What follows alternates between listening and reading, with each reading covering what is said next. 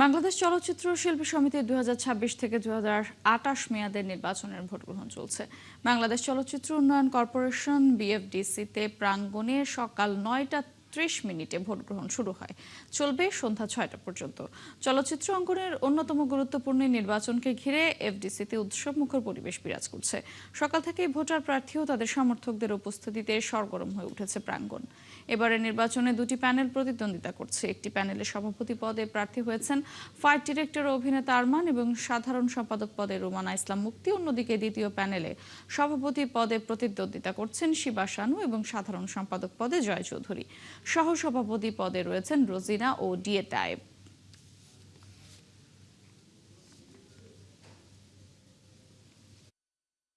শেষ, সব শেষ, কোনো দলাদলি নাই, কোনো রকম বিরোধী আমি এই দল, আমি ওই প্যানেল, এটা কোনো কিছু নাই। সবাই এক, সবাই মানে সুখে শান্তিতে বসবাস করিতে লাগিবে। দর্শক, চলচ্চিত্র শিল্পী সমিতি নির্বাচনের ভোট গ্রহণের সবশেষ খবর নিয়ে আমাদের সঙ্গে যোগ দিচ্ছেন সহকর্মী শ্রেয়া রায়। যুক্ত হব তার সঙ্গে। শ্রেয়া, নির্বাচন তো সকাল 9:30টায় শুরু হয়েছে। এখন নির্বাচনের পরিবেশ কেমন দেখছেন, ভোটারের উপস্থিতি কেমন দেখছেন? ভোট বেলা বাড়ার সঙ্গে সঙ্গে ভোটার উপস্থিতি বেড়েছে কিনা জানাবেন।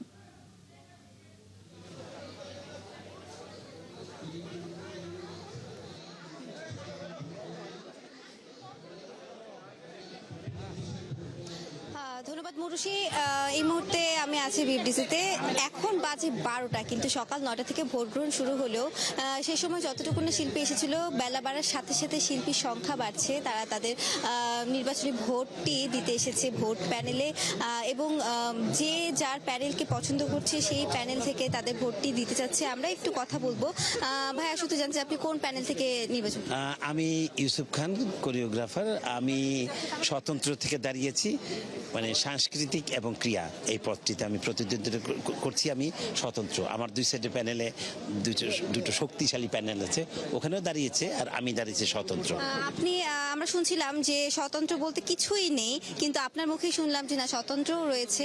যেহেতু দুটি শক্তিশালী প্যানেল আপনার পাশে অবস্থান করছে, দুপাশে, কেমন লাগছে দুইজন শক্তিশালী প্রতিদ্বন্দ্বীর সাথে প্রতিযোগিতা করতে? শক্তিশালী এমনি বলছি কারণ অনেক সিনিয়র, অনেক দামি দামি লোকজন আছে। আমি তাদের সামনে বড় হয়েছি, তো আমার কাছে শক্তিশালী বলতে আমি ওই শক্তিশালী বুঝিয়েছি যে শক্তিশালী হয়ে যাই হই, আমরা সবাই কিন্তু মানে দিন শেষে, বেলা শেষে হবে আমরা একই ইন্ডাস্ট্রির লোক, এক জায়গায় কাজ করি। কেউ আমার বন্ধু, কেউ আমার ভাই, কেউ আমার বোন, এই আর কি। কিছুক্ষণ আগে এফডিসিতে উপস্থিত ছিলেন মিশা সওদাগর। তিনি বলেছেন নির্বাচনটি সুষ্ঠুভাবে সম্পূর্ণ হলে তিনি এফডিসির যে সকল ত্রুটি রয়েছে, যে সকল জায়গায় মনে হয়েছে যে জায়গাগুলো নিয়ে কাজ করা উচিত, বাংলাদেশ চলচ্চিত্র শিল্পী সমিতি নির্বাচনে জয়ী হয়ে সেই জায়গা সংস্কারের কাজগুলো তারা করবে। এর পাশাপাশি তিনি বলেছেন, তিনি বিশ্বাস করতেন এবারের নির্বাচনটি সুষ্ঠুভাবেই সম্পূর্ণ হবে, এটি তিনি জানতেন, বিশ্বাস রাখতেন। ইতিমধ্যে আঁচল আমাদের মাঝে উপস্থিত হচ্ছে। আমরা একটু আঁচলের কাছে শুনবো যে কাকে তিনি ভোট দিতে আসবেন। এখনো জানি না, আগে ঢুকি। অনেক অনেক অস্থির অবস্থা আজকে। খুবই খুবই ভালো লাগছে, সবাইকে দেখতে পাচ্ছি। এদের সাথে সাথে অলরেডি আমার হিরো দাঁড়িয়ে আছে। হ্যাঁ, তো দেখি, অবশ্যই যোগ্য প্রার্থীকেই ভোটটা দেব। একটু জানতে চাই আপনাদের প্যানেলের নির্বাচন কেমন চলছে?